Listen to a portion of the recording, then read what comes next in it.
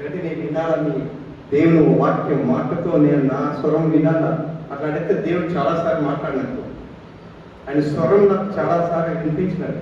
నిజంగా చెప్తాను, ఆయన సన్నిధిలో తీసుకొని చెవులో వింటుంది దేవుడు మాట్లాడే స్వరాలు నేను విన్నాను చాలాసార్లు.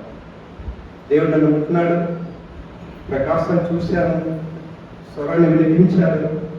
హల్లెలూయా. అటువంటి కార్యాలని అనుభవం, ఉన్నతమైన అనుభవంలో మనం ఇంకా ఇంకా ఇంకా మనము రోజు రోజు ఆయన గురి ముందుకు మనం వెళ్తుండాలి. హల్లెలూయా. ఇదన్నీ మన ఆశగా మారాలి. ఆమేన్.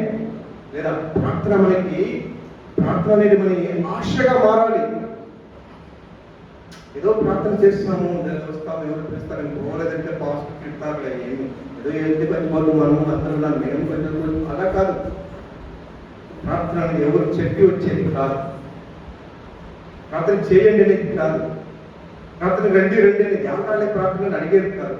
ఎవరు నేను అడగకూడదు. దేవుని సన్నిధిని నేను పరిగెత్తాలా, నేను వెళ్ళి ప్రార్థించాలా, అటువంటి ఆశతో కలిగి మనం వచ్చి ప్రార్థించాలి. అది దేవుడు చూస్తారు. ఆ దేవుని హృదయానికి మెచ్చిందే, ఆయనకి ప్రియుడుగా మనకి చూస్తాడు దేవుడు. హల్లెలూయా. అటువంటి గొప్ప ఉన్నతమైన స్థితిలో దేవుడు నన్ను మమ్మల్ని మన అందరినీ కూడా తీసుకోవాలి. మనం అందరి దానికి ప్రయాసపడాలి, గురిముట్టాలి, పరిగెత్తాలి. లోకాన్ని మనము ఏమంటారు, పెంటగా తెలుసుకోవాలి. మనం లోకమంతా పెంట, నిజమా లేదా? మన ముందు ఉండేదంతా పెంటనే, యావది కూడా మనకి శాశ్వతం కాదు, మంచిది కూడా కాదు. అన్ని లోకమంతా మాయం అంత పెంటగా ఉంది. మన ముందుకు ఉండేది గురి అదే, దేవుని ముందు మనం వెళ్తున్నదే నిజమైన నమ్మకమైన నిత్యమైన కార్యం.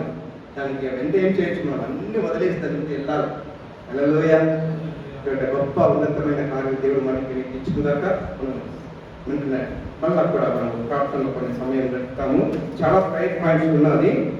కొన్ని వాటిలో